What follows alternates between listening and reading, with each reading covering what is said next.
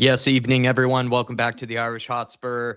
We are bracing the fact that Igor Tudor could be leaving the club. There's some rumors coming out from different sources. Hard to know how legitimate they are, but it does make sense considering the timing of things that Igor Tudor could be leaving the club with mutual consent, mutual agreement. Of course, he's had a passing in his family. He's not necessarily had the best run of form with Spurs. You could argue that maybe things were starting to look a little bit better, but it does kind of make sense considering the context and the situation that Tottenham Hotspur are in. This is going to be your weekly panel show. We are joined by Sam here, who was at the game this weekend and was at the gathering to show support for this club and for the players beforehand. So we're going to ask him how that was because, of course, Dave and I, we only really get images and videos. We're not really always able or have the privilege to be able to experience those type of situations. That being said, is it really a privilege experiencing Tottenham Hotspur this season? Probably not. But please, everybody, as you're coming in, smash the like button, come in, have your say. Feel free to leave any comments about some of the questions that we have to say here. Just as well, an advance notice that we did put out also a question for you guys in case you wanted to, as a member, give us any questions towards the end of the show.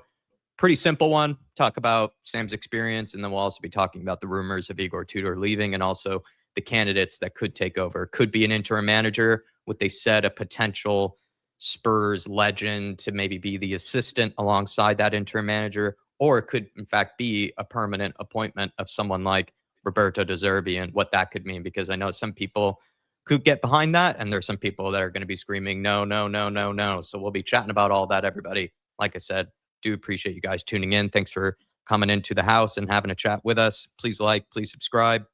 Sam, good to have you, sir. I mean, let's get straight into it, man. I mean, you were at the game this weekend. I know that there were some people that were kind of excited about the game, to see what happened, and also to show support for the players. What was that atmosphere like? Was it enjoyable before, you saw what happened later on in the game?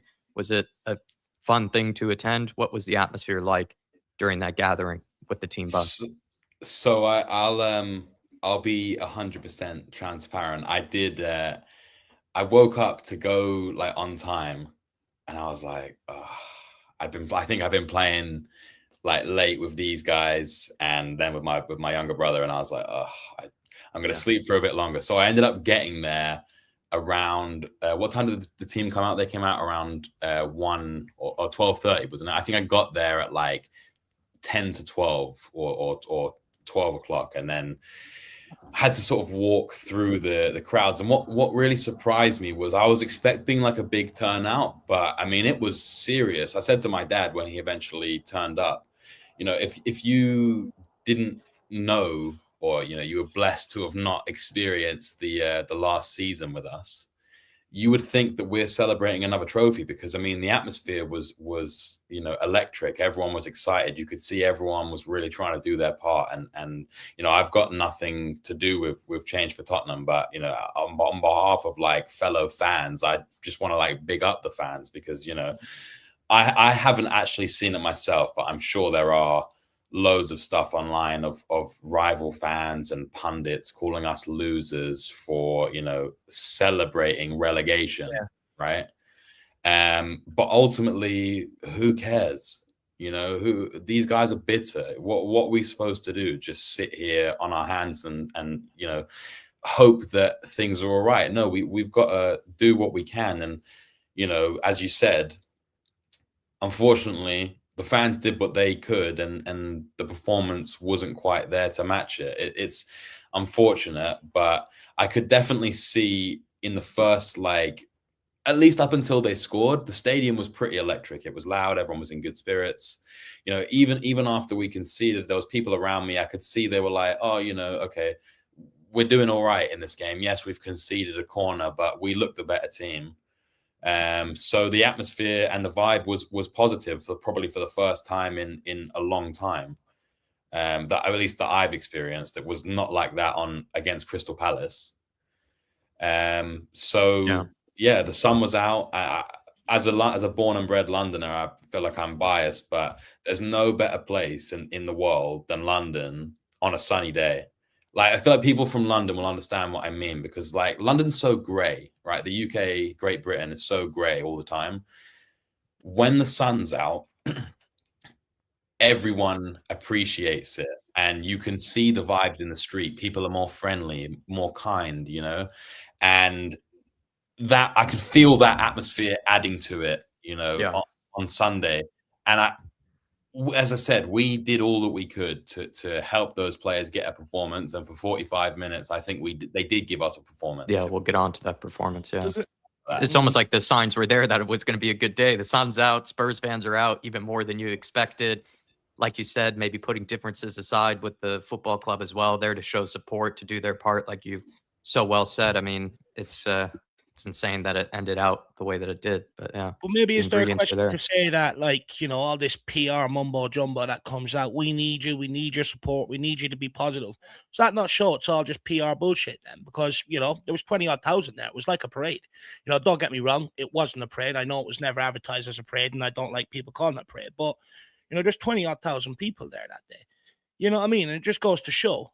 And then we end up getting slapped 3-0, like we did earlier on in the season, when there wasn't as much support and corral and everything else behind the team. So it just goes to show that it's all PR bullshit. Them players, it's not about our support. It never has been. It's all on them. They were just giving excuses all season long, blaming managers, blaming the ownership, you know, blaming the fans, everything else. They blamed absolutely everybody, but looking themselves in the mirror. And how dare they get involved and ask for all this turnout, ask for the fan support, blah, blah, blah, blah, blah. And they turn out and line the streets like that, and they embarrass us. I'm sorry, I'm not having it. From now on, and like I've been saying all along, it's just PR, mumbo-jumbo bullshit. At the end of the day, the only person that can save themselves is themselves at this point. Doesn't matter about get down, scream, shout, get the flags out, get the colours on. They don't care. They just don't care. And I don't want to even see anyone else come into my chat anymore and say, Dave, shut up moan about the problems. Just support. It's what happened done it on the weekend and what happened. So I don't want to hear it anymore. It's all just PR bullcrap. Anything to add to that there, Sam? Or I do agree with what Dave's saying. However, I feel like we still have to do it. I know that you agree with that to some extent. Yeah. I understand you just venting frustrations, but like I saw people My online frustration is more towards the players, by the way. Yeah, It's of course, not of course. directed at and the I fans. think Dave is coming from, like, it happened a little bit last season, right? Where it was we were falling to Yeah, the 17th and fans people were aren't saying doing like, enough. just shut up and support the team. You know, why talk about anything negative right now? It's just like, okay, I mean, let's be adults about this. You know, we're allowed to have conversations about what's going wrong. Yeah, exactly. I mean, I'm not like, you know, closing any discourse on negatives. Like, I'm just saying in terms of like, we told the players we're with you no matter what. Yeah. So we can't then just turn around and be like, fuck it, we're going down anyway. So why would I put myself through this shit? We've still got to turn up and do what we can. And look, we may very well still end up going down. I still believe that we won't. And I'll keep being a pillar for anyone who's losing their minds thinking that it's happening. I don't think it's going to happen, and I'll keep saying that until whatever the outcome may be. So yeah, we got to stick behind them.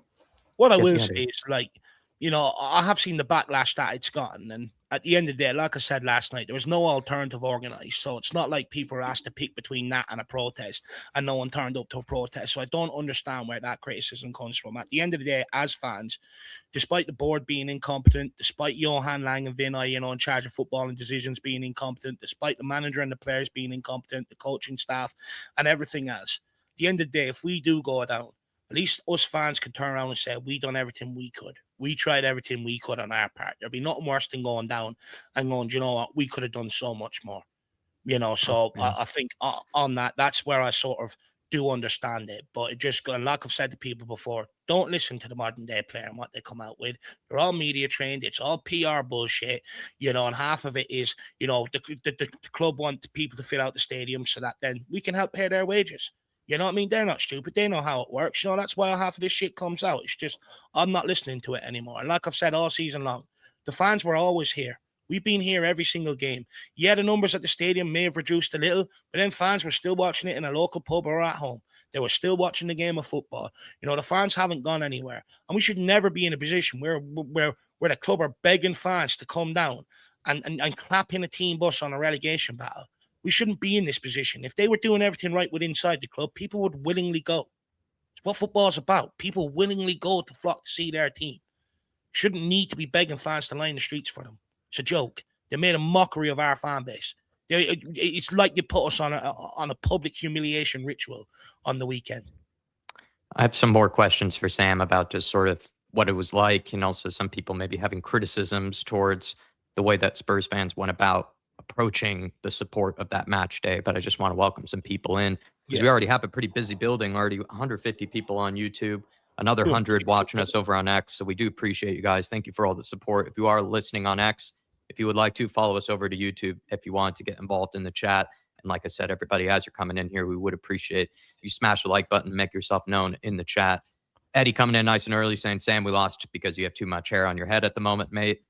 I mean, artists just make fun of my hair on a regular basis too, Eddie. It seems like we can't win anymore. Whether you have too little hair or too much hair, it seems like we never have the right hairstyles. I think he's saying I've turned up to work unprofessionally because I haven't trimmed my hair. But I go away on Friday for 10 days, so I wanted to keep it as fresh as possible. Yeah, I'm starting to get concerned about the boys' weird obsession with your hair at the end of the day.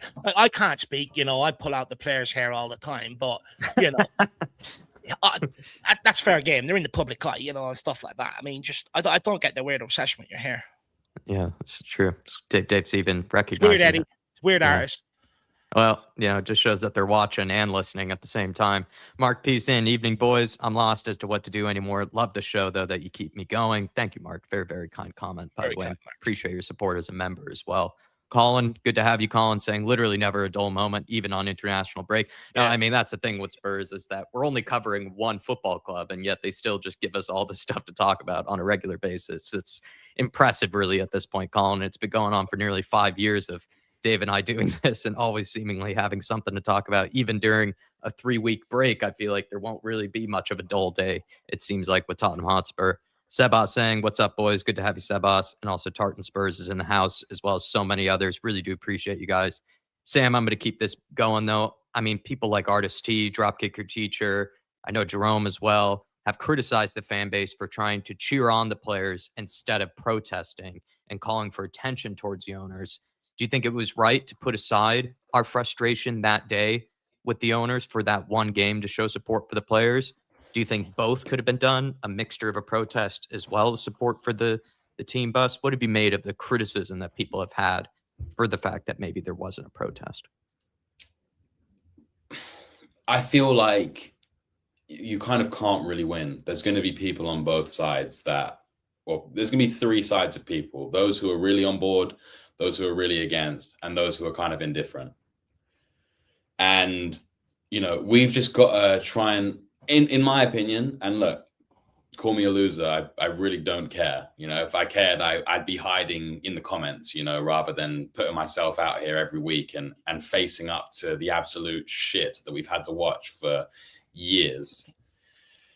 I feel like that, to me personally, there's no point in creating a negative atmosphere around the club right now. I understand that protests are important, and I'm not criticizing anyone that wants to protest, but in my personal opinion, I look at protests on one side and this sort of, I don't really know how to describe, but this like attempt to raise the atmosphere and raise the feelings around the club. I think it kind of, you can only really like, what's going to get the best out of the players? Us being really angry at them and the fans and the executives, or us telling them we're behind you, like we've got all the support that you need, and we're here to cheer you on.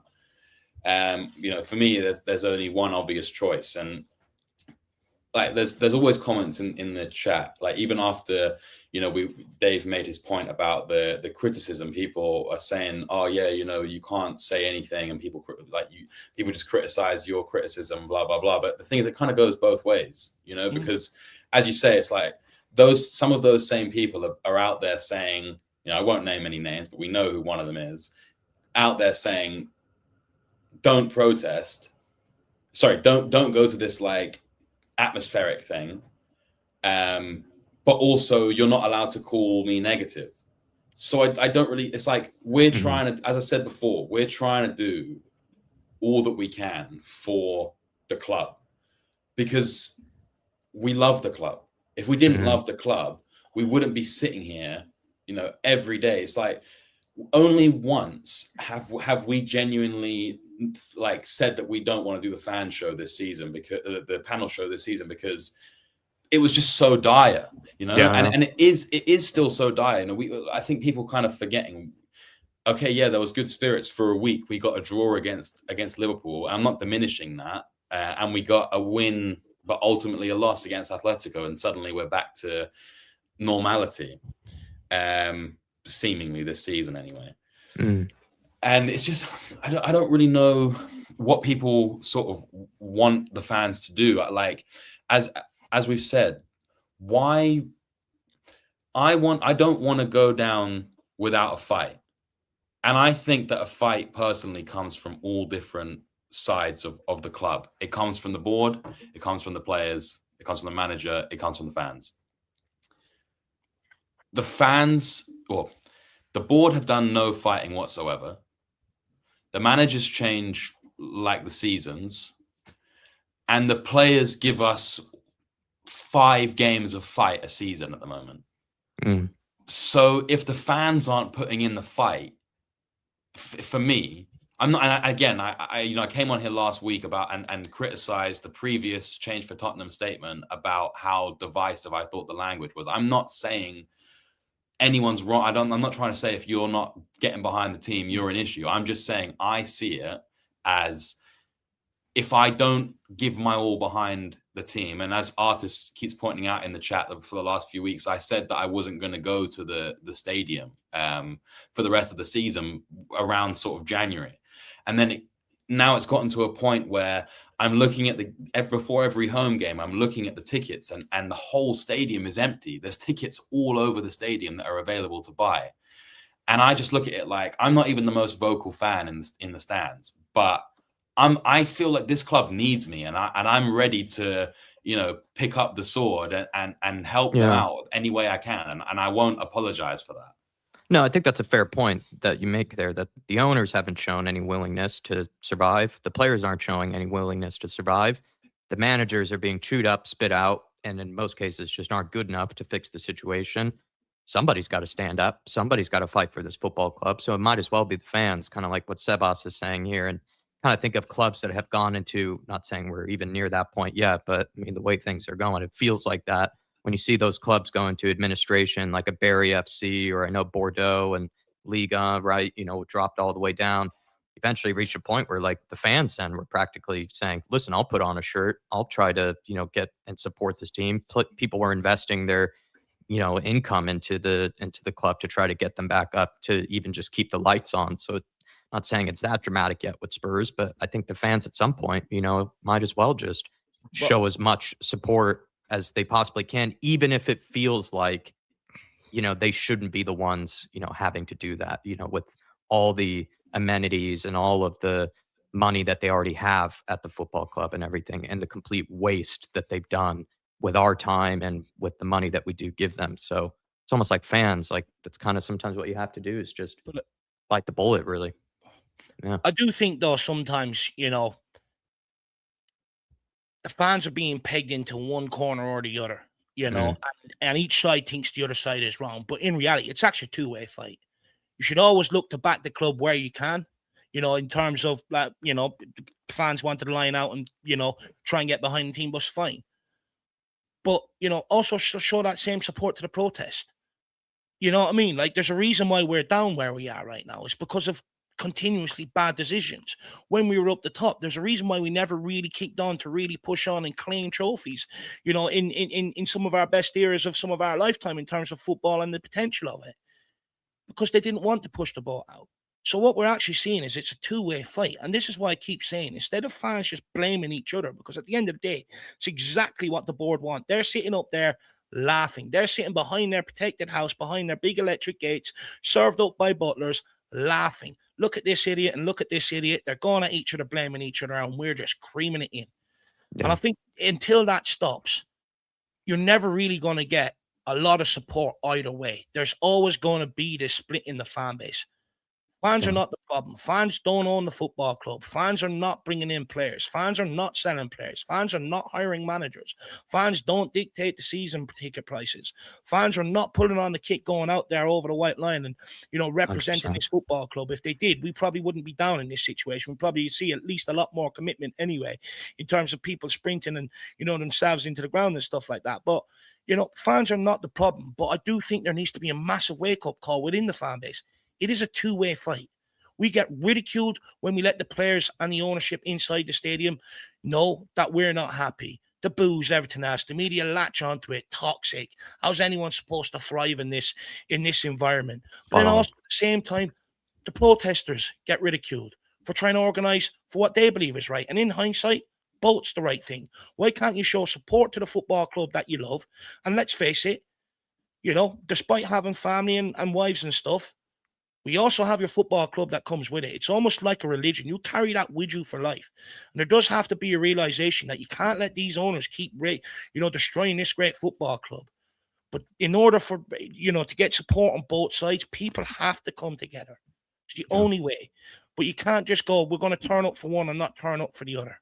If we love this football club, you turn up for both.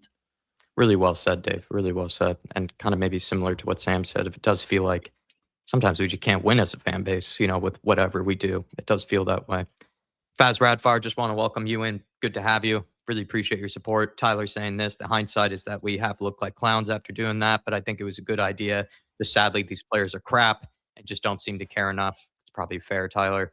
Sean Maddox saying, I do tend to agree with Sam. I think trying to motivate the players and create an atmosphere is more important than protests before the summer. Wayne Bonner saying the fans need to get behind the team because Enoch sure as hell don't. Yeah, that's fair. Just on Sean's comment, just quickly, I do understand what he's saying, but let's be brutally honest. Come the summer, there's nothing going on. So there's going to be no one in and around and down the place. And even if someone tries to organize a protest, people are going to be halfway across the world on holidays and doing other various bits. You're not going to get the attendances. And that's why while the games are going on, it's important to do both. Yeah. Seba saying the fans are the only ones doing the fighting at this point. Paul Van Ben saying, where are the points coming from, guys? Half my life. We'll find out, man, especially since in the next 24 to 48 hours, there could be a managerial change. And then we'll be talking about if that next manager or an interim or whoever it might be is capable of being able to pick up some points. We do have a question, and I know King Hoddles, is criticizing, that we need to be talking about how we can win games. I actually do have a question on that, King Hoddle. I've been trying to talk about that all season long. Yeah, give me some time. Give me some grace here, Mr. Hoddle, if you can. Really appreciate the support, by the way, Paul Van Ben.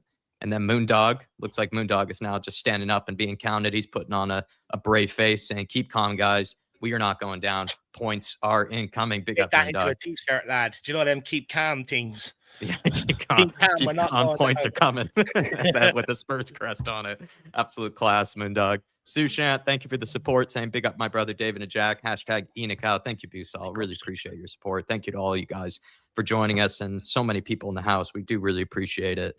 We are going to just ask Sam quickly on this one, though, where it felt like maybe some people were even speculating, Sam, that maybe we put too much pressure on the players by showing up in those massed rows. Do you think that jinxed them? Do you think that made them more nervous? Someone as far as to say that the Forest players felt more inspired, seeing the mass gathering of the Spurs fans before the game. It reminded everyone of the sheer gravity of that that match in general. I mean, do you believe in that? Just quickly on that maybe gathering like that almost made the players more nervous ahead of the game.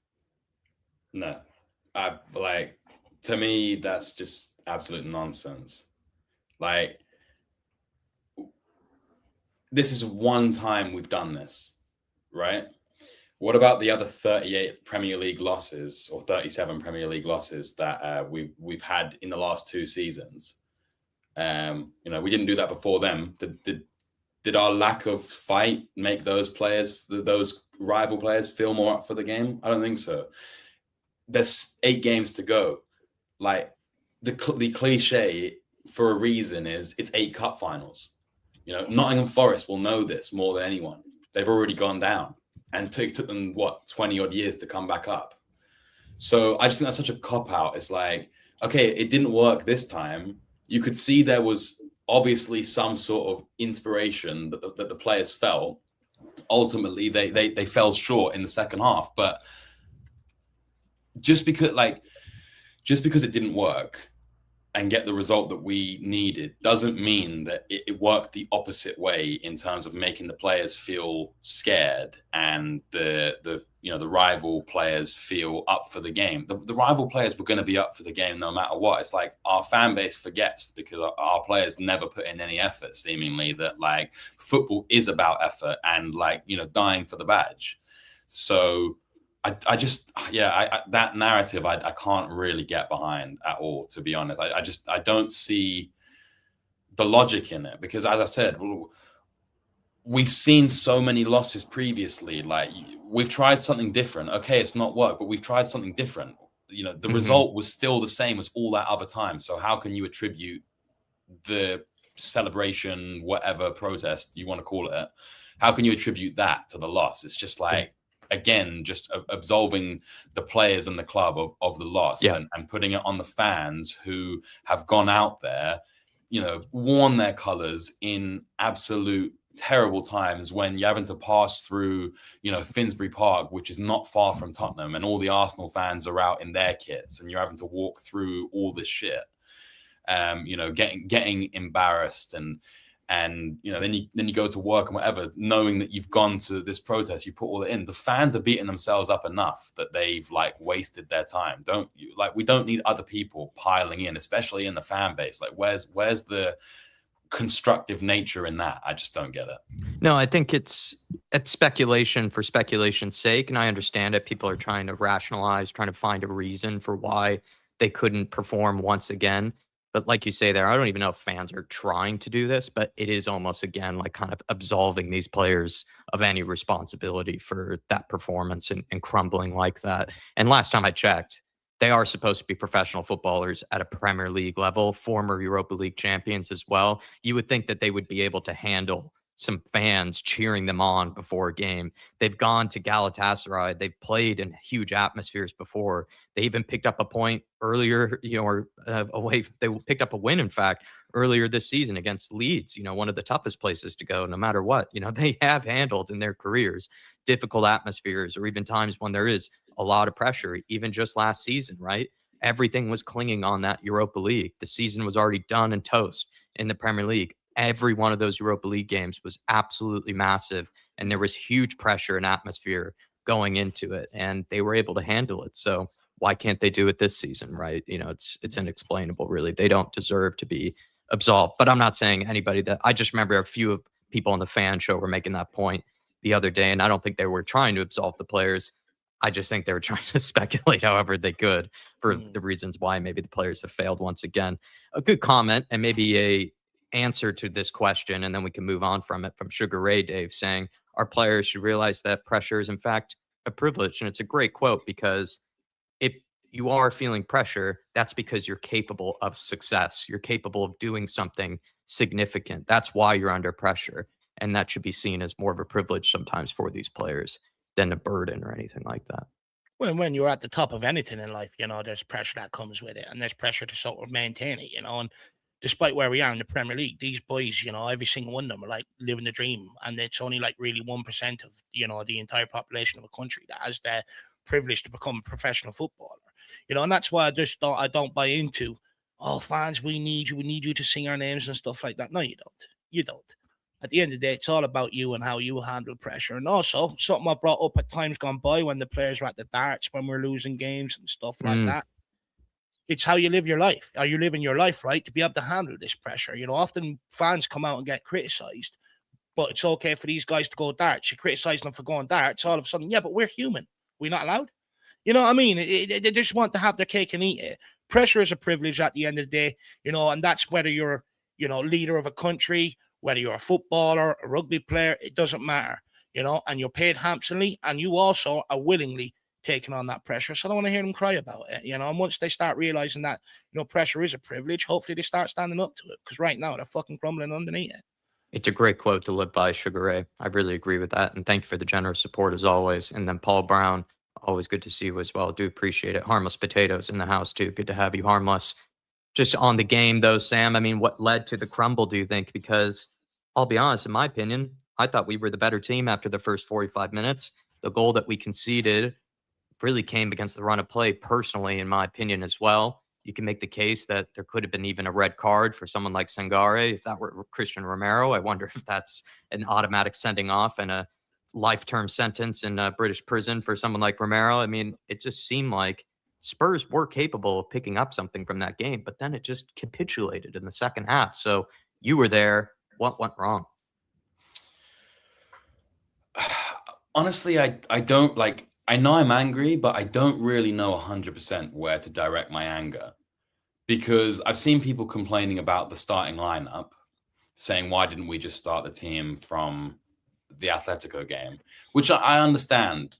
And I also, like, I'm not disagreeing with, but I look at it, we did well in that first half. I think there's no doubt that we were the better team in that first half. And it's only from misfortune / a lack of a clinical edge in and around the box. You know, we have that Richarlison pass too hard across the box to Solanke, who has to like throw himself at it, just misses it. We hit the bar with Tell.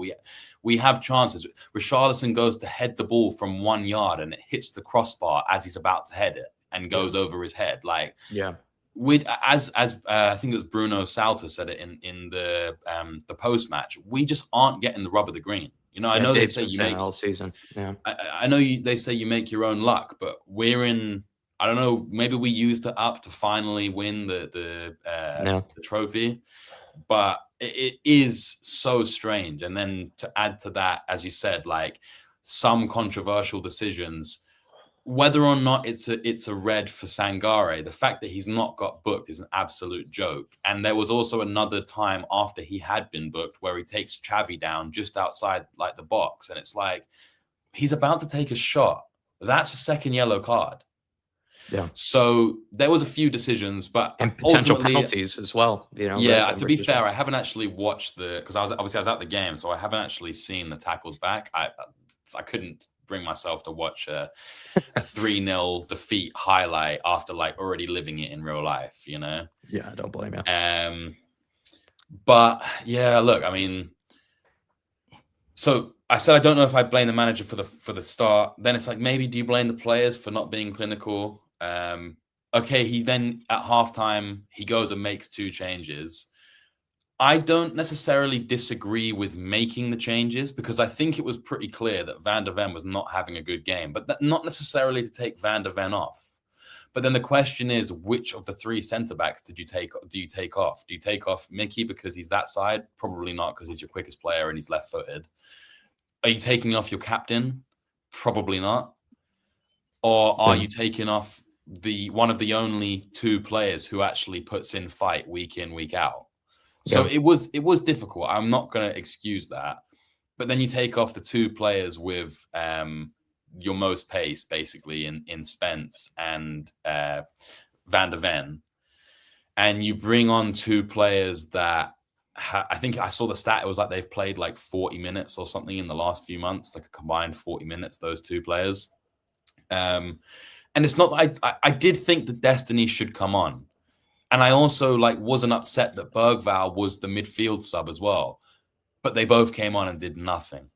Like maybe in Bergvall's defense, he's playing slightly out of position. He did have a few nice touches. You know, he tried to progress the ball. He wasn't awful, but not a lot that he tried actually came off.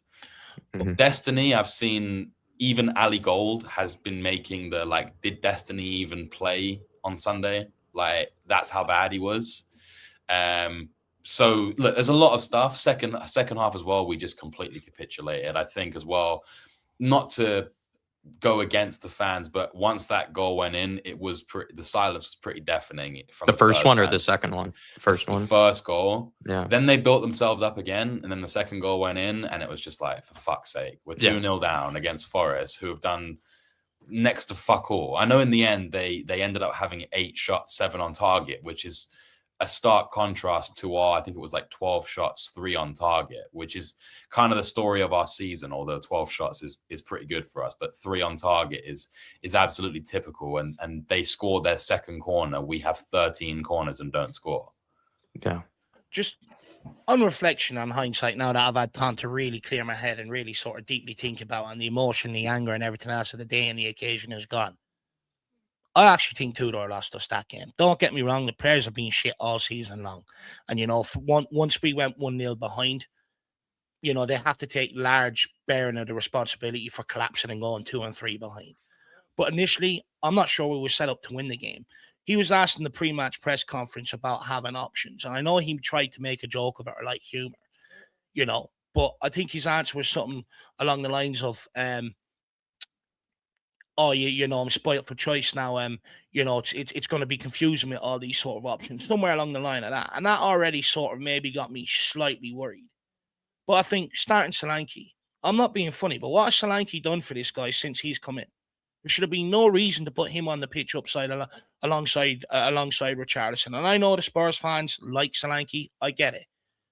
But Cole Mwani's been scoring.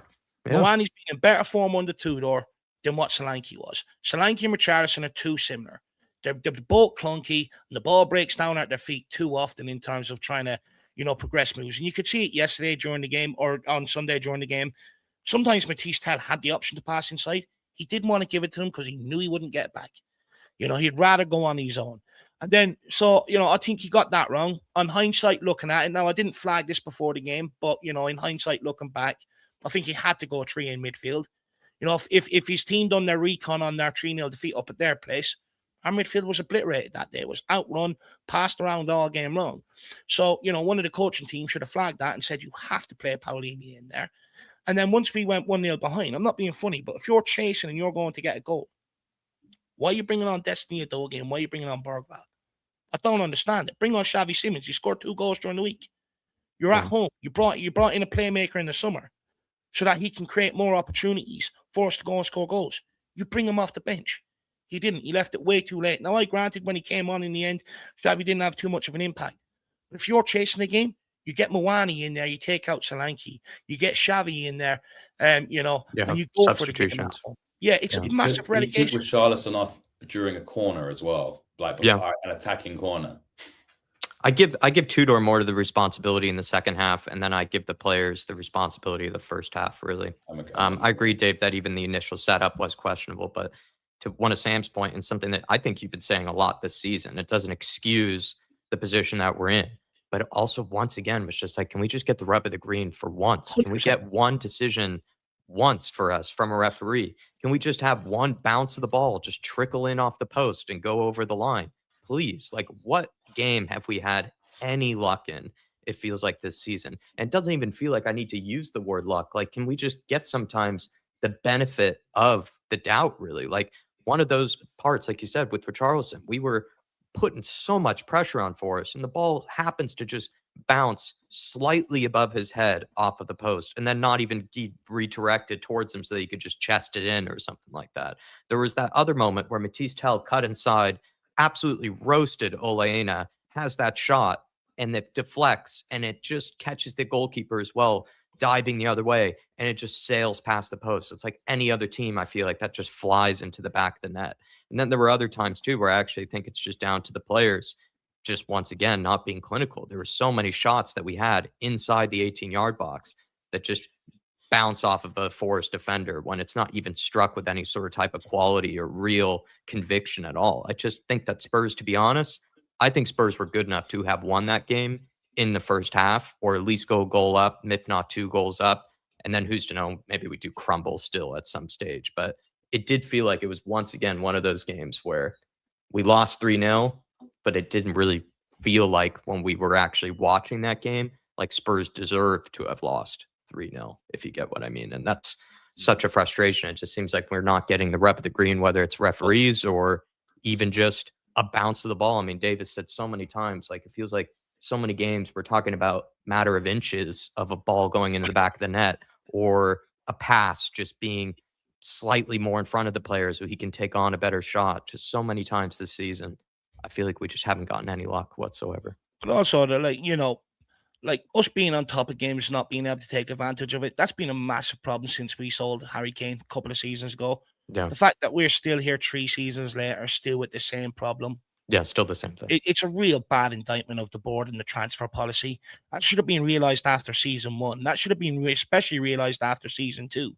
Under Ange Postecoglou, all the possession we had, but we can never capitalise when we were on top of games. It was the exact same against Forest there at the weekend.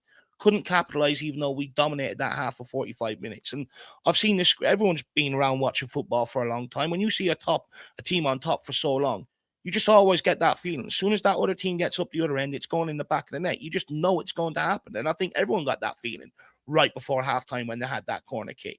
You know what I mean? And it's just been a massive problem since we sold Harry Kane. We haven't been able to, that was the big difference with Harry Kane. When we had Spurs on top of the game, he could take 1 or 2 chances. All of a sudden, the game's beyond the opposition. You go and win the game of football. We don't have that guy anymore in the team. We're relying on players just chipping in sporadically here and there to get us over the line. We don't have one consistent guy scoring the goals and being able to capitalize when we're on top, and it's ultimately, it's absolutely killing this club. And that's why, thankfully, at the time, I warned about selling them rather than go give us the money.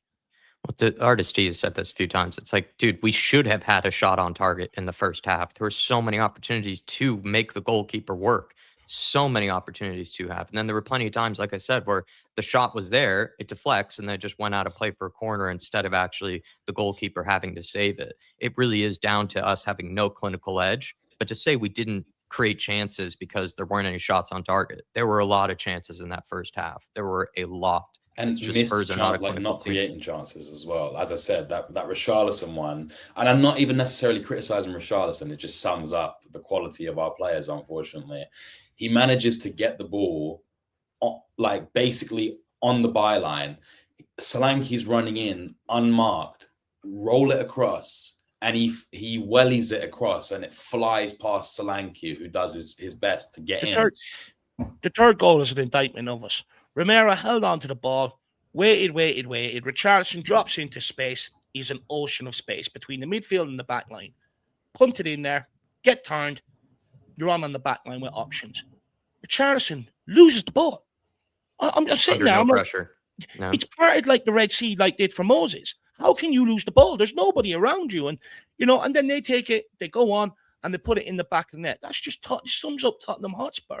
Yeah. We do have some good periods of play. There's always one donkey in there wearing concrete fucking boots, where it's just going to hit off them and wreck the move. It's absolutely infuriating. It's blue balling FC all season long. Blue ball FC since Harry Kane left. I think yesterday, on Sunday, the game against Forest really highlighted the same issues as last season. We just don't have someone that can break down a low block. I was thinking, and I had criticism for him towards building up to his injury, because I felt like he was becoming very inconsistent and like not really doing anything.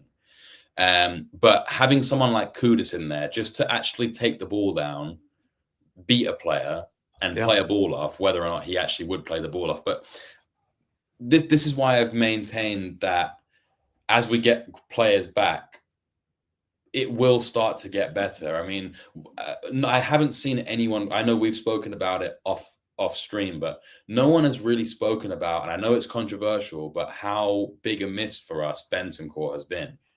I think even Odebear right now too. On your Kudus point, like I would kill for an Odebear back right now. He's like a Kudus light. 100%. I mean, he was actually on the sideline still on crutches, so it looks like he's not back anytime soon.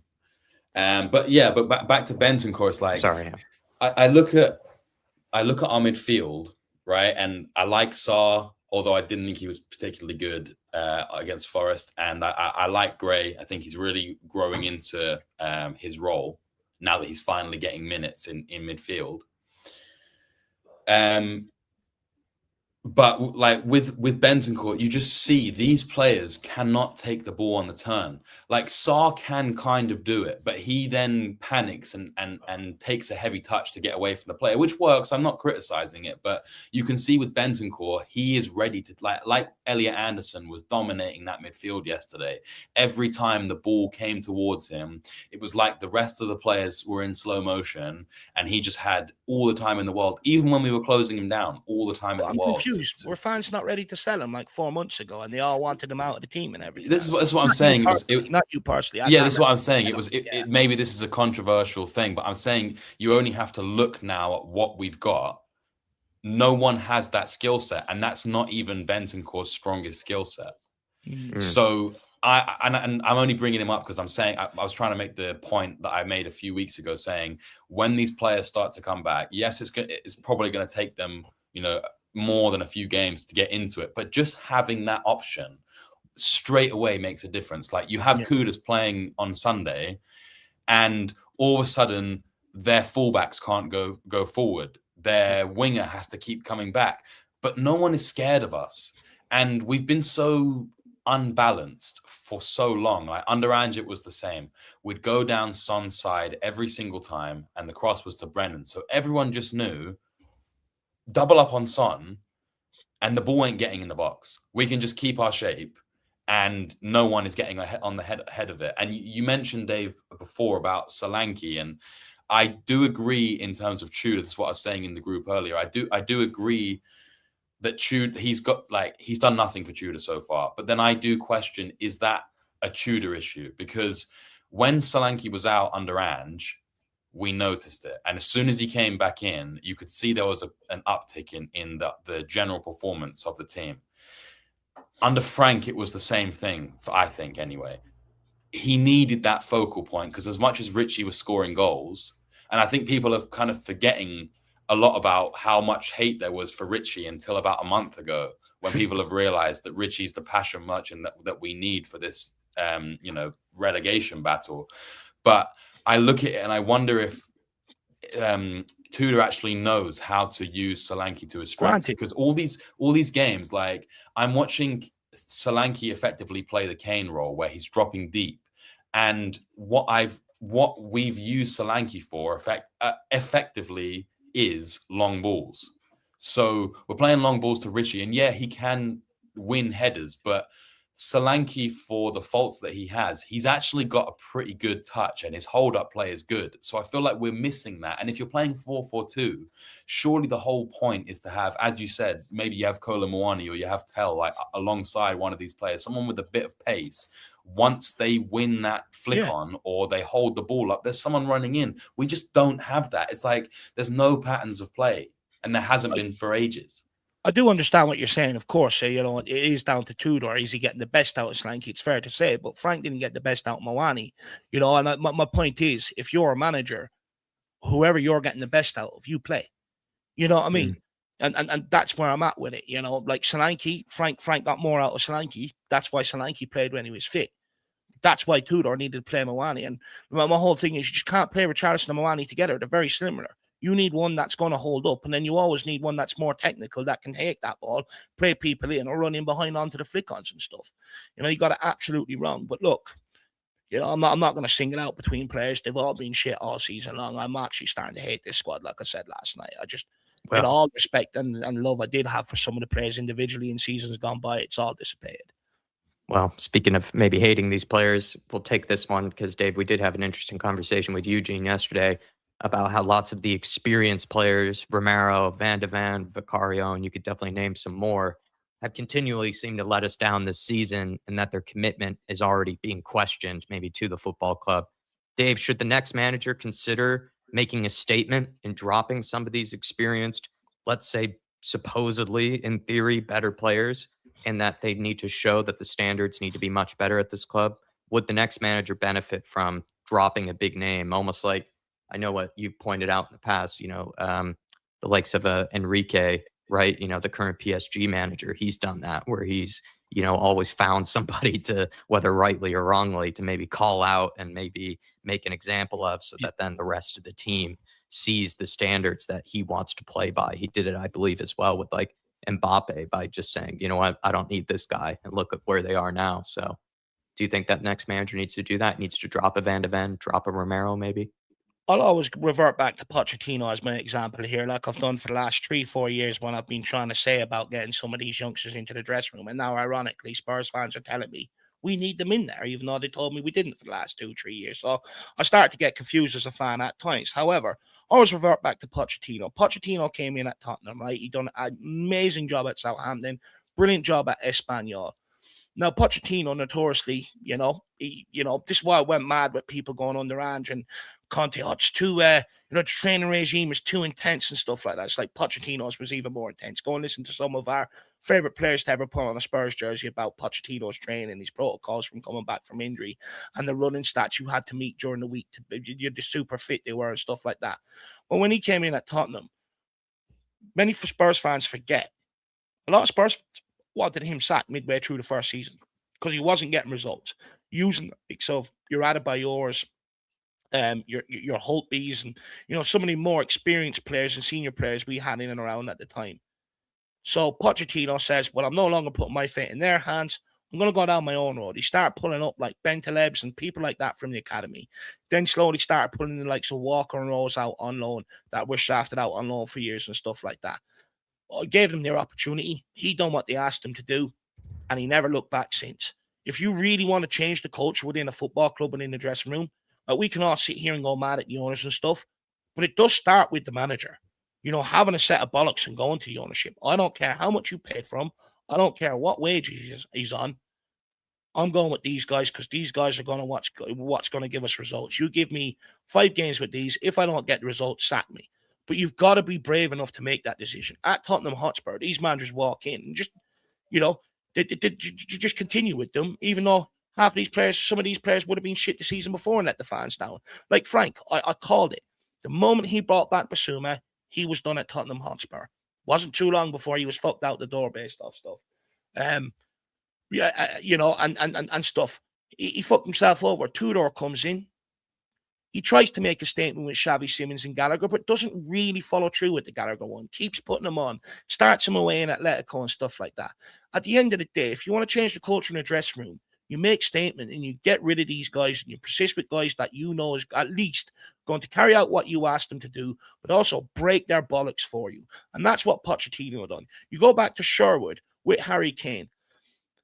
Daniel Levy was in his office. Sherwood tells the story himself. Why are you picking Kane this weekend over Soldado? We're about to accept 250 grand from Leicester for Harry Kane. We paid 20 odd million and brought Soldado in from Spain. He's the guy you need to play. And Sherwood stuck up and said, if you want to win games of football, we're playing Harry Kane. And he stuck by him. Never, and Harry Kane done a good enough job for him and stuff like that. So my point is, if we really want to change the culture, a manager, although some of these players might be a little bit technically less gifted or a little bit less experienced, at least they're going to fucking die for the cause, and at least they're going to die for you. That, for me, is where I think, we need to get rid of some of these guys. We've got 7 games left. If their heart's not in it, and you keep picking them, they are going to make a mistake, not track a runner, become lazy, or get sent off and cost you games of football like we've seen all fucking season long with these individuals. So at some point, drop them. In other sports, they famously have bomb squads. That's what they call them when they have players there that are unhappy and don't want to do what they do. Why can't we do that at Tottenham? And the minute anyone mentions that, they're human. You can't do that. What about their mental health?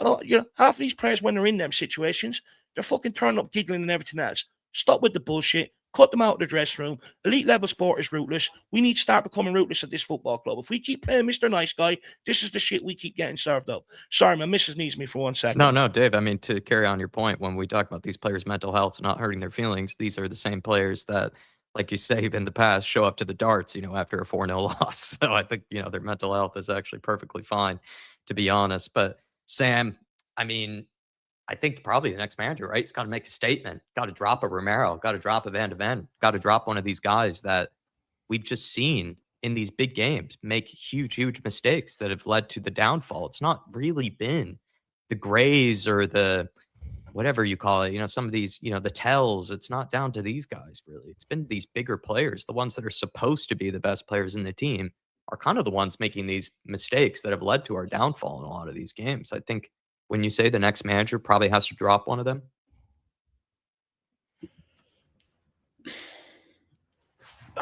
I just don't like. I do, but I mean, when you're saying these players, I guess you're talking about like the likes of your Van de Vens and Romeros, right? Yeah. It doesn't Because matter. they're the ones making mistakes. Van de Ven's, Romero's, in theory, they're Yeah. supposed to be our best players, but they're the ones who we've accused of maybe not caring. And they're the ones who are, let's be honest, when you look back at a lot of these games that we've lost, these important games, they're the ones who are making the biggest mistakes. Yeah, look, I mean, it is a real statement. Danzo was the best know. defender in the last game. I'll be perfectly honest. Yeah, I mean, I feel like one of them has to get dropped, and the issue is, who is it? Because dropping Van de Ven is, I think, makes less footballing sense, because even if he's been poor, his pace and the fact that he's left-sided is important for us. Mm-hmm. But then dropping Romero is also a massive statement, and we've heard that Romero is a powerful figure. I would hope that they'd be able to leave their ego aside. But these are young men who have been earning millions a year for years. Like, why can't we drop the ball and bring in Janai Byfield? He's been injured, I think, hasn't he? If he was fit. Right? Yeah, well, look, if he was fit, I agree with you, Dave. Like, we said this all over Ange as well. Why aren't we playing some of these youngsters? They surely cannot be any worse than. Can't be worse than Timo Werner. Yeah, if you look back at it, right? We've given Alessessi an opportunity. He's took it. Byfield came on against Stormont, didn't look out of place. Under Ange, we gave Mikey Morey's opportunity, didn't look out of place. Will Lancashire scored out in Galatasaray when everyone else fucking crumbled. You go back to the Elfsborg game. Dane Scarlett, Demola Jai, and Mikey Moore, they were responsible for that. They haven't let us down when we've given them their opportunities. Even Souza, I know he's not an academy player, but Souza's looked good, with the few chances he's been given. Yeah, I mean, to be honest, I wouldn't have been against him. If he wanted to make a sub at halftime, I wouldn't have been super against him bringing on Souza. And then at like 65, 70 minutes, seeing as we have no wingers, pushing Souza forward again if you're happy playing him there. I think a lot of people were confused why he started like so many defenders in our starting lineup. I mean, when you actually looked at the players on the pitch, he had Porto playing right wing when, as you said, you've got Mwani, who had just come off the back of 2 goals in Europe, and had been playing well under Tudor, much better than he was under Frank, and was actually putting in. I remember a few months ago, I said to you, like, I was done with Mwani because his attitude when that long ball was played that he didn't go for, and then Spence, who'd been on the whole game, ended up keeping it in after being further behind. That for me was a massive problem. But since Tudor's come in, and to be fair, like towards the end of Frank as well, I could see he was trying. Whereas, I feel like a lot of these players, you can really see as soon as shit hits the fan, they really are not up for the fight. And I do, like, that's why I would definitely play Danso, because he is up for the fight, and I always go back to his interview. I think it was with like Sports Illustrated or something before, when he joined us, and he basically spoke about, he was in the Milton Keynes Academy, got the move to Southampton, they got relegated, and his career was kind of going down the toilet. He ended up in like the Austrian 2nd or 3rd division, and he was turning up at stadiums that had 10 fans there, the capacity of like 100 fans. And he saw what that was like, and he knew, I can't be here. I need to work myself. And look, we see it week in, week out with his application and his attitude. He's another one of these players that knows maybe he's not got the ability of a Van de Ven or a Romero in terms of like all-round football, but his mentality more than makes when his up back for is it. against the Exactly. wall. He sits on the bench and he cheers the team on. It's the same with Richarlison. You know that Richarlison's absolutely itching to get onto the pitch at all times. Yet every time like Solanke scores a goal or someone scores, he's one of the first players running down the touchline to celebrate with them, because these players get it.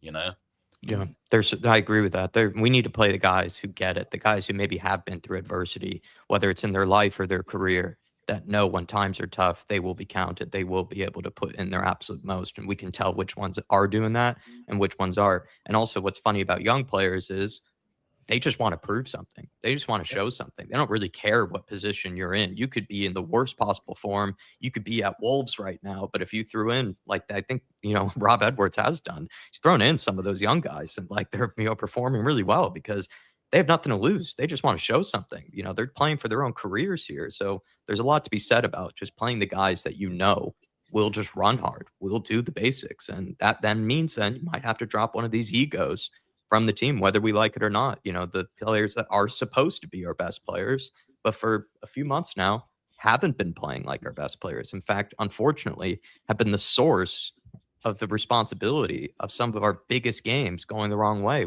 Red cards, losing their man, on a cross or whatever it's been. It's been sadly our best players that I think have been letting us down. And I just really agreed last night, Dave, on the fan show with Eugene's point about, because Eugene, to his credit, wasn't even trying to call out just Romero. He's calling out all of the guys that have been our best players, or 100%. And the thing is, when you're a big club down in this battle, you're always going to have a player or an ego that goes, I'm too good for this, and check out mentally.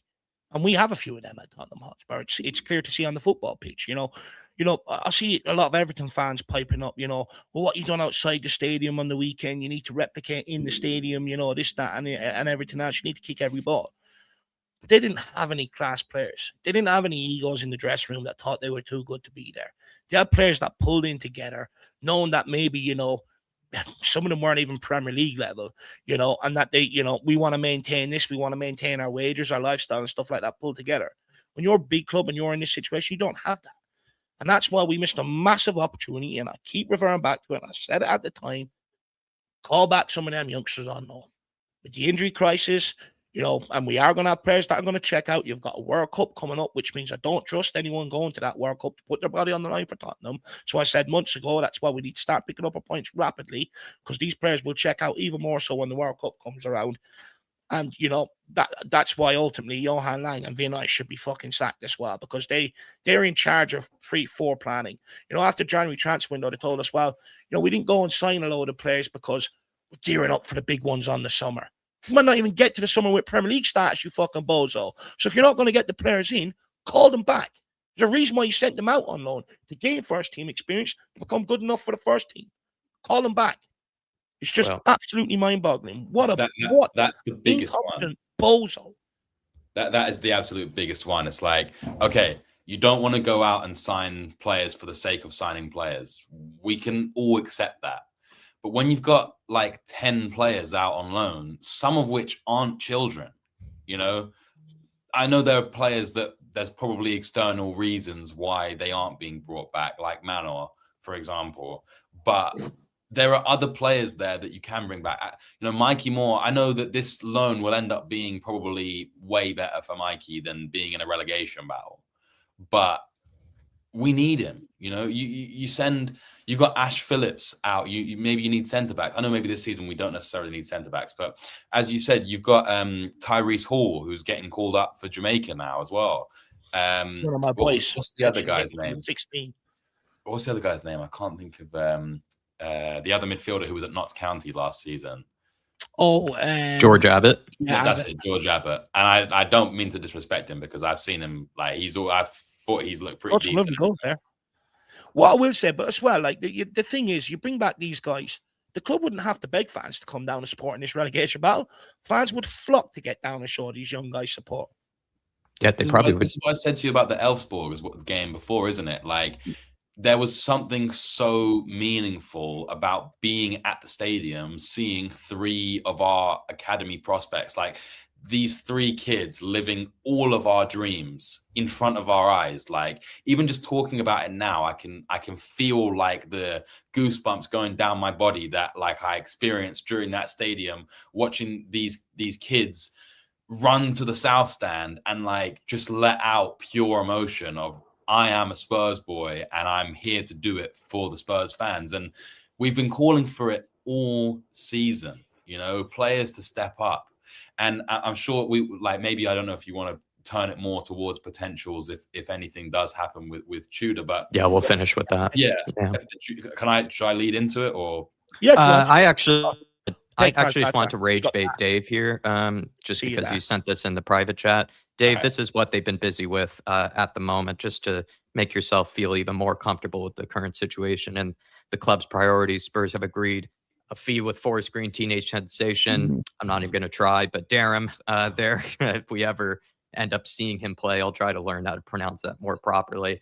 But the young striker is a target for a number of top clubs, with Spurs keen to win the race for his signature. We have agreed a fee with Forest Green. I was joking to Sam in the back end there that after losing to Forest in such a dramatic way, it seems like all we're trying to do now is just have anybody that plays for any of the Forest clubs at this stage. Preparing for the championship is what they're doing. But like, look, I'm not going to get sucked in, and No, it's just trying not to the piss young you kid's off. fault. It's a dream move for the young kid. So I'd be very annoyed if any Spurs fan went after him. But the move in general, what impact has Mason Melia had? Young Wilson from Scotland in January, to Kai, who we brought in the summer. What impact have they had? Has anyone even seen them play? I mean, they just do not get this football club, do they? And every bit of money they waste on this is another excuse lined up for not bringing in a player of a certain standard, of a required level.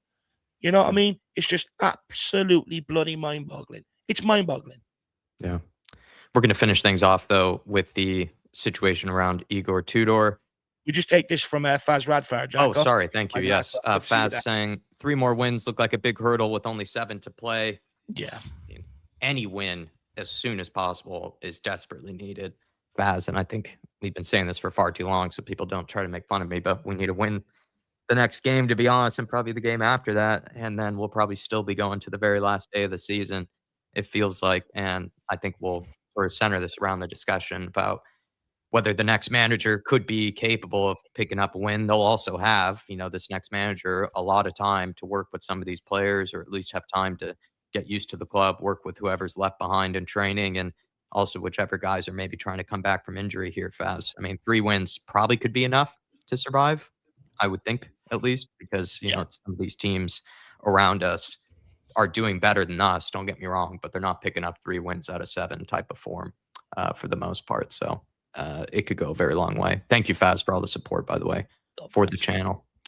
Igor Tudor, Dave, I mean, do you think it was the right decision for us to part ways with him? It hasn't been confirmed, but so many outlets are saying it's going to be announced in the next 24 to 48 hours. Even on TalkSport today, Simon Jordan was talking with Gus Poyet about it as well. I mean, do you think this is the right decision at the end of the day for Tudor to go? Yeah, look, it's hard to know whether it's been leaked out or whether it's just the media putting 2 and 2 together and creating sensationalist headlines for everyone to start clicking today. And again, it's easy to do with Spurs fans because we're such a shit show. Any headline that comes out, we're straight on it going, what has this club done next? That's just the reality of it. But look, when you're looking at this situation, I'm not quite so sure, because when you listen to the assistant manager in the press conference, he sort of just, it's business as usual. He continue on moving forward, and stuff like that. But, if you're Tudor, he does have a reputation in terms of being able to keep teams up. Is he going to keep this Tottenham team up? Chances are probably not. This is a get out of jail free for him right now. Is his head also going to be in it? He's got family to take care of. Losing a parent, I've touch wood, and hopefully that doesn't happen ever in my lifetime, but I haven't suffered that, but I've seen people that have, and it's traumatizing. It's very hard. You're not right for a long time after. It's not like this guy's going to be okay and he's going to come back in and all is going to be focused on Tottenham. You were missing a huge piece of your life.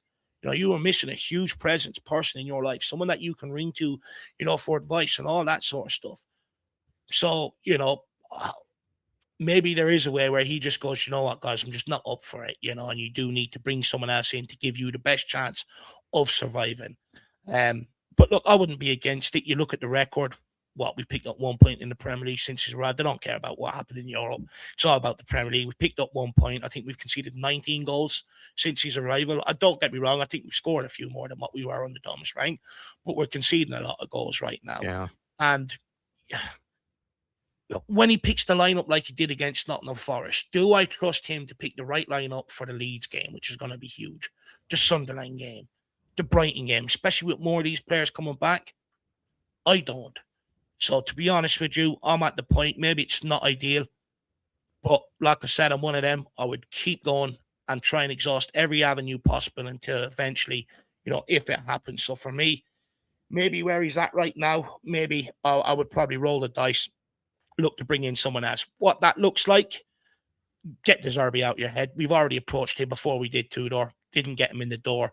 Sean Dyche is on gardening leave at Nottingham Forest on big wages. He's not going to take a temporary contract at Tottenham, when he can still be paid out full-time over the summer. Go on holiday with the missus, cheers and thank Marinakis for paying for that and everything else. You know what I mean? That Monaco guy, don't see it. What you're seeing is a lot of managers, like full-time managers that aren't like guys that come in like Tudor and save your football club.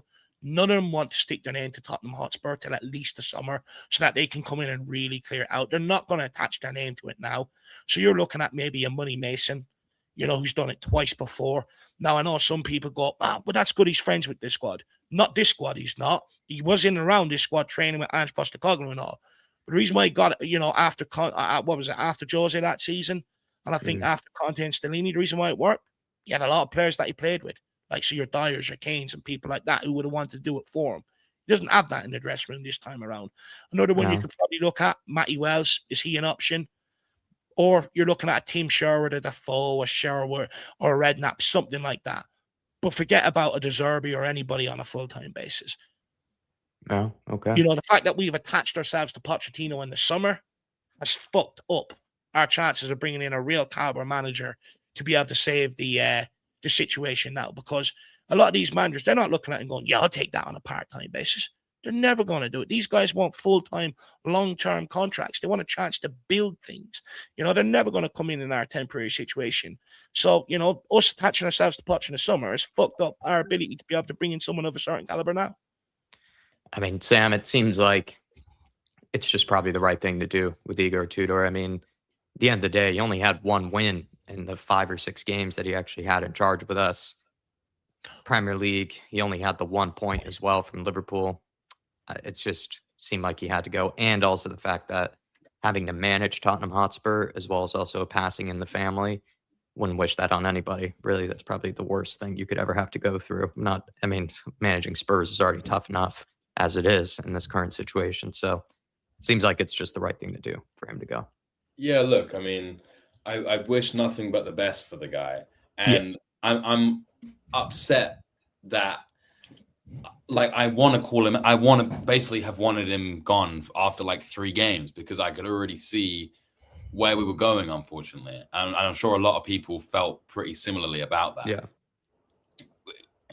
Unfortunately for him, we should just never have hired him. I know people are saying that he's been in situations like this before, but when I've actually looked into the guy, he's never managed a relegation team. He's been brought in to bring people back into Europe. So it's not similar. He's never played in the Premier League and he never managed in the Premier League. So my first checklist on my checklist for the manager has to have Premier League experience. That is number 1. Number 2, and maybe easily on the same board, I don't want anyone but a Tottenham person coming in. Whether or not it's a mishmash of people or it's one person, it doesn't matter to me. I just need someone to come in who understands the club, is gonna basically fuck off these players, because ultimately, as a Spurs fan, you've seen how shit they've been for 2 years, basically, except for 20 odd games. Other than that, there's been nothing. So I want someone that can come in and will basically just be like, I'm not here to make friends. You guys have been crap, and you've done pretty much all you can to get 3 managers sacked in the space of 2 years, maybe even more than that. And I don't see. Sorry, I've kind of lost I'm so angry at all this crap going on. I've worked myself into a rage. You were sort of saying that you think it's got to be a Spurs collective. Yes. So I don't think that it'll be Wells. I think that people like Wells and people like Robbie Keane will look at it and say, this is 7 games. Robbie Keane won't come. Yeah. It's like you're already in a club, you're doing well, right? And then you're going to throw that away for 7 games that you're realistically not going to get the manager. And the thing is, like what people don't take into account, Sam, if it goes wrong, who's going to give Robbie Keane another chance at this level after that? And that's, that's things I think people don't factor in. And, when you're a manager, you do have your own selfish ambitions, to be able to, do that for a long, long time. So, it's very important. Roy Keane always stresses this. Very important for managers to pick the right job and the right opportunity. I think you're starting to see them become a lot more calculated rather than just jumping into jobs now. So he's not coming to save our bacon, Robbie. Yeah, this is what I'm saying. It's like Matt Wells and Robbie Keane, they'll be thinking, my time will come, but it's not now. Yeah. And as you say, you make a good point when you say, like, none of these managers with names are going to want to come for 7 games to try and pull us out of it with a potential to have a relegation on their CVs and also to not actually get the job full time. I just, there's no reason for that. So you need to get someone in who can put their ego aside, has love for the club, and will perform. I know you were saying, Dave, you're not overly keen on Mason. And look, I don't think anyone's over. Like, if you had a choice, he's not your first choice. Yeah, but that's fair. Yeah, I understand what you're saying about it worked under when he took over from Mourinho because he'd already played with those players before. I do think you're neglecting a little bit that he was the coach under Ange for 2 years, so he has got relationships with these players. That could work in a negative light. Maybe he wouldn't want to make those big decisions to, drop Romero because they're friends or whatever. I don't know what the politics behind the scenes were, but maybe that might come into play. But I just feel like ultimately someone who's been involved with Tottenham their whole career, had to give up football early, has learned under Pochettino, Mourinho, Conte, Nuno, and Ange, a pretty diverse range of managers.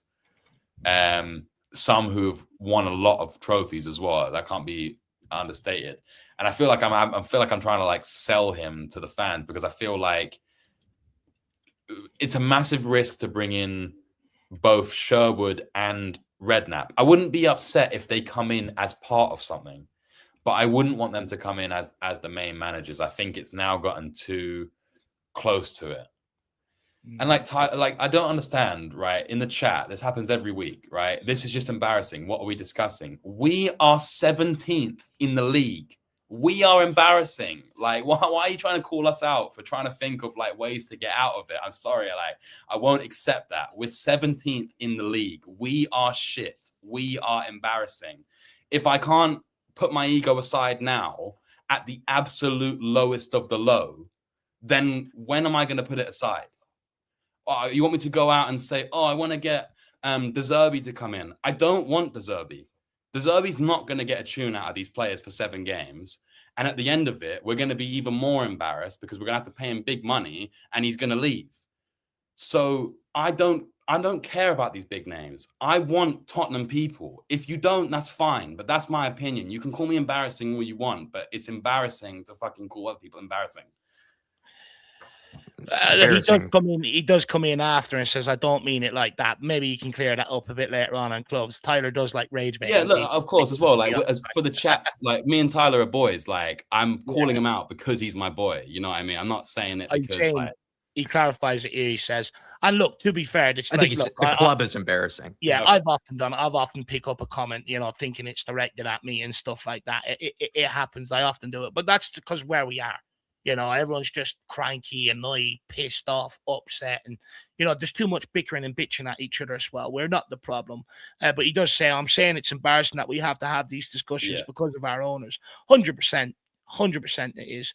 The fact that we're also into, we're going into plan C right now is even more embarrassing. The fact that we've had we're going on to a 4th manager within not even a year. Hasn't even been a year since we sacked Ange Postecoglou. So we've sacked Ange, Frank, Tudor, and now we're bringing in another guy. We're on plan D at this point. And do you know what's even more embarrassing? The club are still letting Vinay and Johan Lang make the decision to stay at this football club. Yeah. Honestly, you cannot make it up. I mean, this is the problem with the football club from top to bottom. You bring in a player, he's shit, but we're not selling him. We're going to sell our best player. We're going to persist with this guy. Keep going, keep playing. Same with a manager. You let Frank in the job for far too long. Keep having a stab at it. Johan Lang and Vinay, you've got it wrong 3 times already, but why not have a fucking 4th attempt? Like, it's a big problem at this football club. At Tottenham Hotspur, they really need to understand elite level sports is about being ruthless. You're bringing a guy, you give him his opportunity, you pay him big bucks, he doesn't take it, fuck him off. Make him someone else's problem. Why do we have to keep dealing with it all the time? It's actually just becoming painful now. It's hurting. It's so annoying.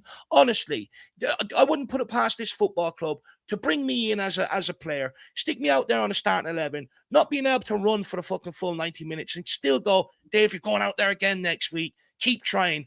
Keep eating your McDonald's. It doesn't matter about getting fit. You know what I mean? I'm sick of it. And that runs from top to fucking bottom. I'm sick of it. There's no rootless culture. Everyone just keep having a go. We are like a charity instead of a football club.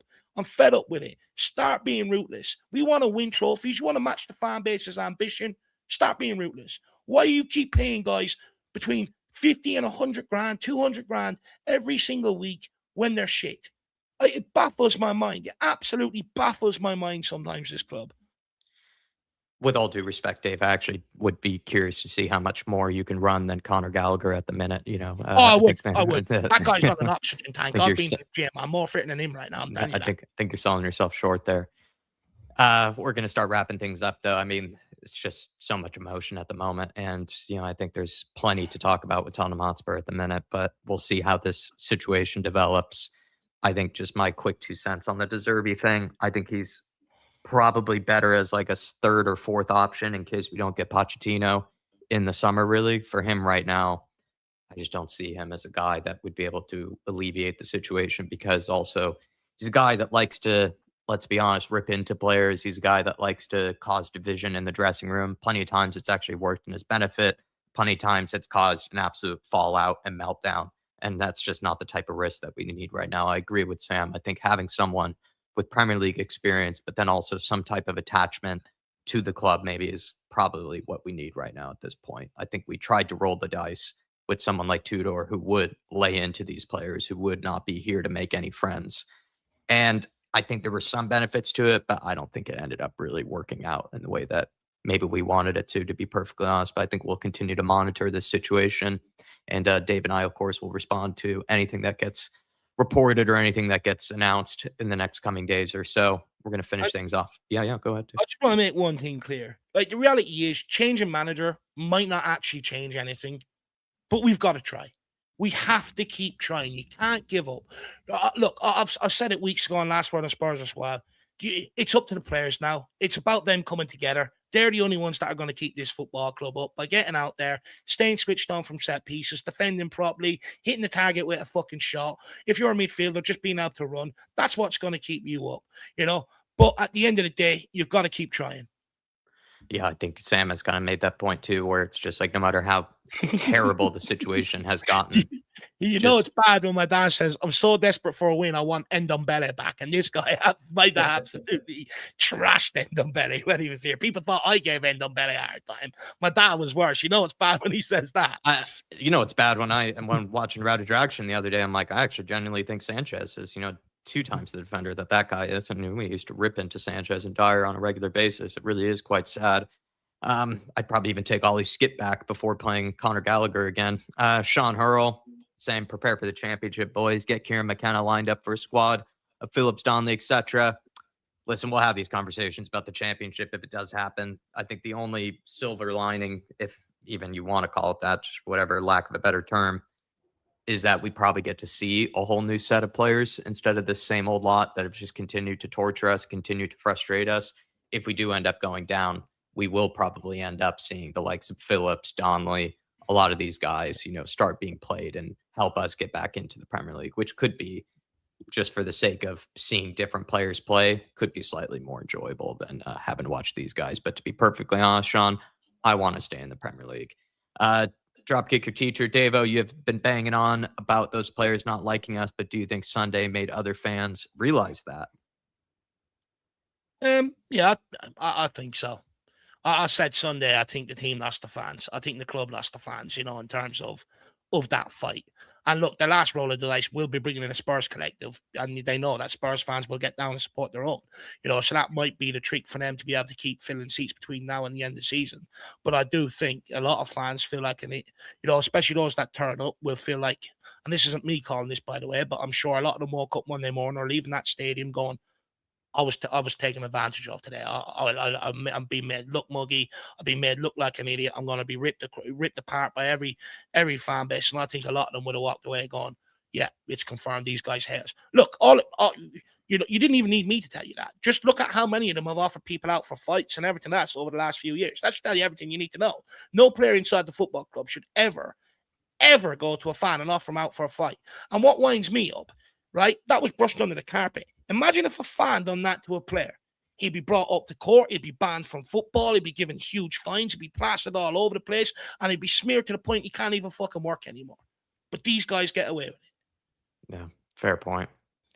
Do you think Sunday's performance proved these players don't care about relegation? I mean, I think we've been talking about that for a while now, artists. Like, I think we're just trying to find which ones do, in fact, care. And I think we've been pointing out the Danzos, the Grays, the Tells of the world. Yeah. I even think Sam is right. Like, I don't think SARS had, maybe the last 2 games haven't been great, but I think he does still care by what I can tell on the pitch, even though he has been playing well, some of these guys. I would say some of the youngsters. So I think we've been talking about it. It's like trying to find out who actually cares at this point, really. I think most people are aware of that. My light detector test. Yeah. Dave and Jack, because of the long break, can we get a tier list video member stream of who stays and who goes after relegation?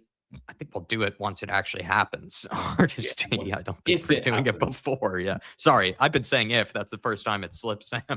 We're not ones for putting out content for content's sake. We're sort of ones that live in the moment and deal with what's around us. And that's the sort of content we put out.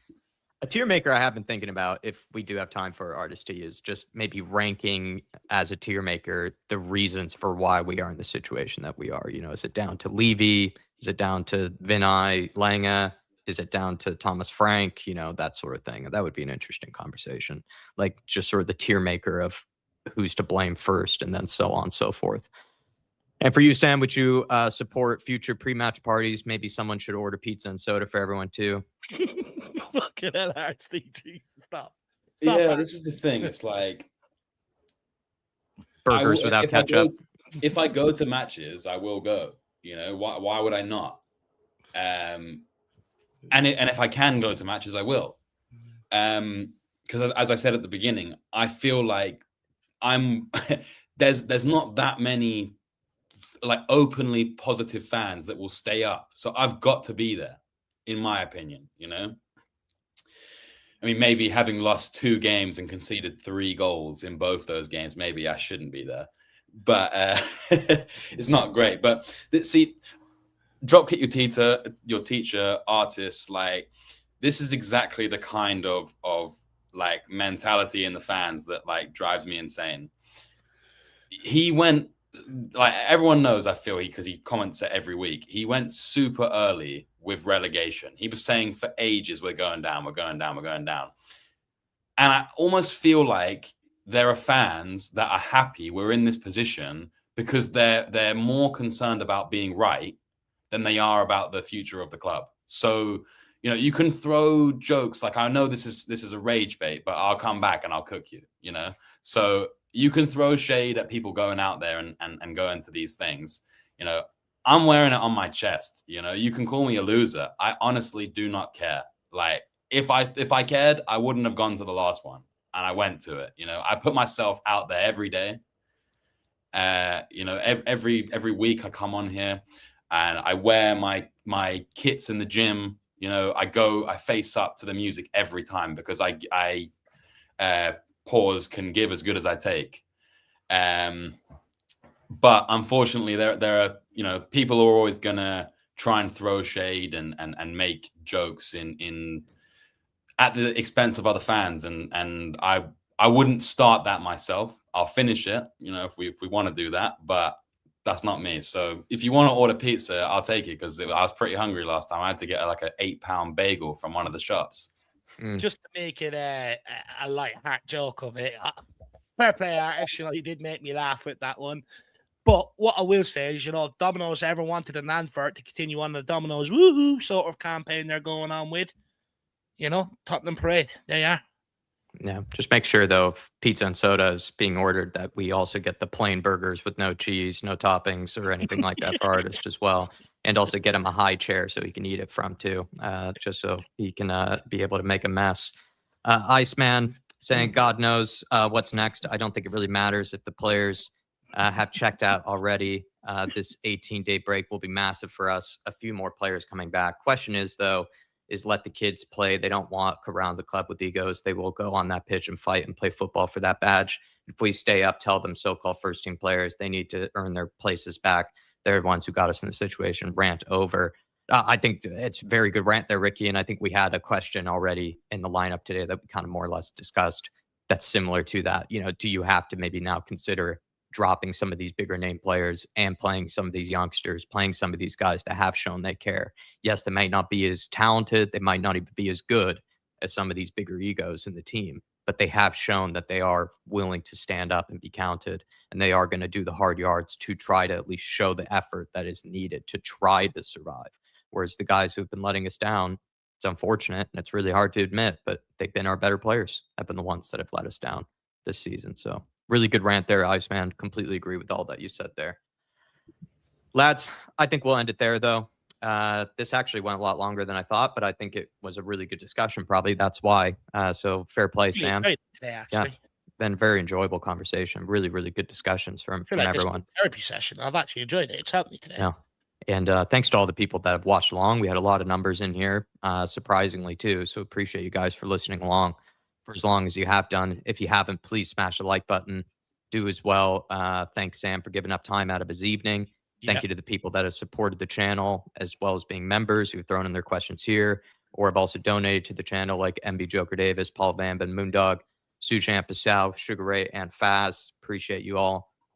But I think we'll be back whenever we're back. We'll be back with another discussion, probably very, very soon, because if these rumors are true, we could be back with another stream probably tomorrow with the announcement of Tudor sacking and potential replacements.